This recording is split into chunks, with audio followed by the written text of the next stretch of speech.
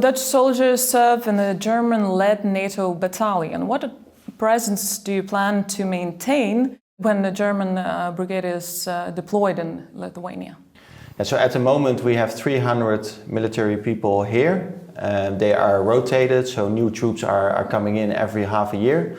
I visited them yesterday, and they also have a very clear sense of why it's so important to be here. This commitment to Lithuania is very strong. We want to also continue that in the future. Our mandate is officially ending at 2026, but we are already making plans further ahead to see how we can maintain our presence here. Of course, we know that Germany is establishing a permanent brigade here, and we are also working together with Germany to make plans how we as the Netherlands can add to this German permanent presence. Our presence will probably be a bit more flexible on a rotational basis, but we are making plans now to see how we can further develop that in the future. And what is your military assessment of a likelihood of a Russian attack on the Baltic states in the next decade? I think if you look at the Russian threat, it's very concerning, because we know, of course, that they are now spending most of their military resources in Ukraine. But we also see, if you look at their industrial plans and also their mobilization plans, that they are already planning ahead. They are all planning ahead for the next phase after the war in Ukraine, which means that we should not give up our support to Ukraine, because it is important that Russia is not winning there, because if they win there, they will go further.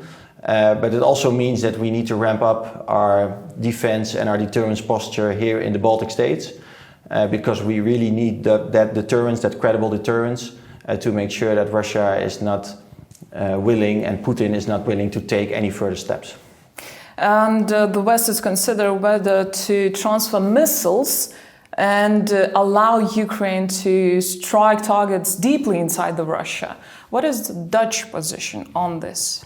Our position has been very clear. Ukraine needs to comply with international law, and international law says that Ukraine has the right to self-defense. It's in the UN Charter, and that means that you can also hit military facilities or military targets inside Russia, and that you are also allowed to intercept any missiles or any drones coming towards Ukraine. You can intercept them within Russian airspace.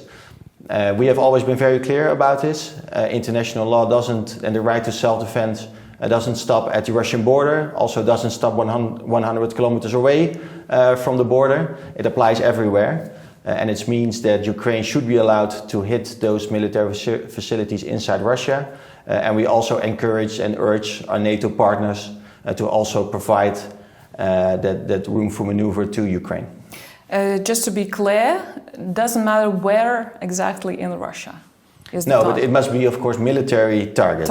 Yeah. So it's not, civilian targets are, of course, not allowed to hit, but there is no restriction in terms of space or in terms of distance. Okay. And how should NATO respond to the incident of a Russian drone landing in Latvia? What's your opinion? I think our message towards Russia should be very clear, that violations of NATO airspace are unacceptable.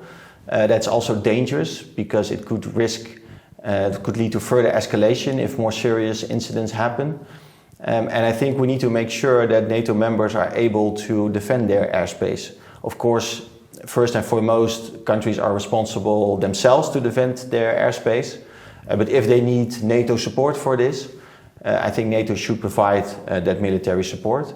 We as the Netherlands, for example, we also dedicate quite some resources when it comes to air policing, F-35s, also Reaper drones.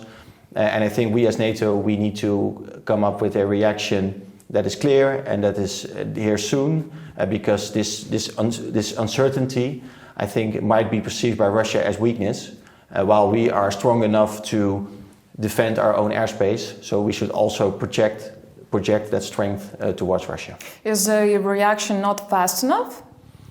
I think our reaction needs to be there soon. Of course, it always takes some time with 32 allies to come up with a shared and with a unified reaction. But the longer it takes, the more it will be received by Russia as a sign of weakness. And we don't need to project any weakness. So I think we need to come up with a solid reaction soon. Okay. And is there a need for change to the NATO's air policing mission? I think NATO is already doing quite a lot, and we are also dedicating our most advanced resources. So the F-35s, the Reaper drones, they are the most advanced systems that we have. But what we see is that the incidents are caused by relatively simple drones. And you don't need an F-35 to detect or take out a very simple drone.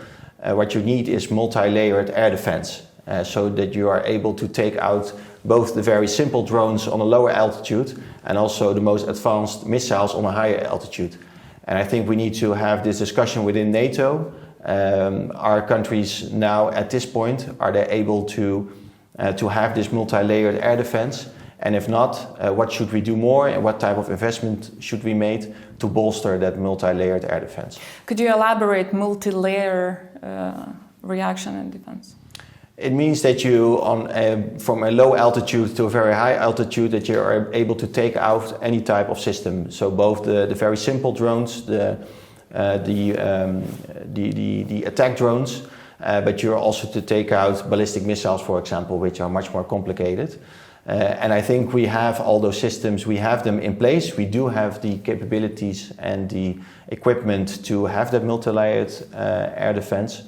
But we need to make sure that all those systems are also communicating with each other, and that we are able to detect also those simple drones, and that we are able to decide when a drone is entering, how dangerous is it? Is it smart to take it out, or is it better to have it land somewhere in the middle of nowhere? And of course we are now faced with this risk, and we need to make sure that we have a solid response to that. Minister, are you worried that the United States will turn away from Europe after the presidential elections? Of course, it's election time, like in Lithuania and the United States as well, and we always see campaign rhetoric, and some of the rhetoric, of course, is concerning me, because I think our transatlantic relationship is crucial, and also we need to face reality that we need American support for our collective security here in Europe. But regardless of who is entering the White House after the elections in November, we as European countries need to make sure that we do much more ourselves, because we know that the United States is shifting its attention towards Asia. So regardless of who's in the White House, we need to do more ourselves. We need to invest more in our military, also more in our industrial capacity. And that's why we, as the Netherlands and myself as a new minister, have already announced our new investment program and a new defense plan for the upcoming years, in which we spend more than ever on ramping up our own industry. Over a period of 7 years, we made more than €1 billion available to stimulate our own industry, because we need to expand our military capabilities, and we can only do this if we invest more ourselves. So you're talking what we should do ourselves, but are you worried that the United States will turn away from Europe? I think the United States will never turn away from Europe, because I think every American official I've spoken to in my life so far, and I've also lived in the US myself for 2 years, they see that their closest allies are European countries. So I don't think they will ever turn away from Europe. But of course it is concerning me that the United States as a global power also needs to put a lot of military resources in Asia, also in the Middle East, to, for example, support the security of Israel towards Iran. And we also know that even though the United States is a big military power, also their military capabilities have limitations. So regardless of who's in the White House, as I said, we need to do more ourselves, and we need to also see the rhetoric that's now in the election campaign as another wake-up call to say we should take more responsibility for our own security ourselves. How should we make ourselves a priority to the United States? So I think we need to make sure that our relationship on all dimensions stays strong, also economically, so that the United States also sees that a safe and secure Europe is also in the interest of the United States. I think we also need to show the United States that we are willing to invest in our own security. Of course, the biggest complaint by American presidents over time has been that European countries are not spending the 2% that we have promised.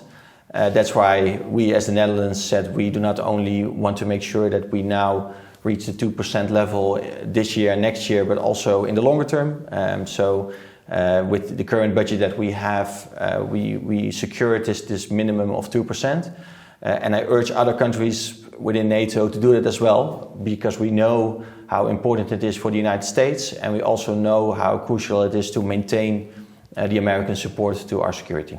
And Minister, this is my last question to you. What is your vision for how Russia's war in Ukraine should end? My vision and my hope would be that the war ends with every Russian soldier leaving Ukrainian territory, of course, and that the sovereignty of Ukraine will be restored.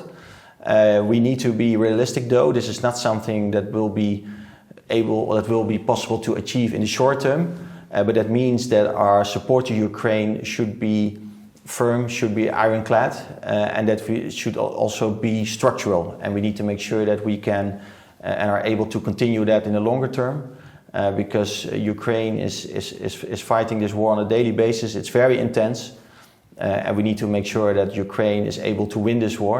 Maybe not in the very short term, but at least in the longer term. Thank you very much, Minister.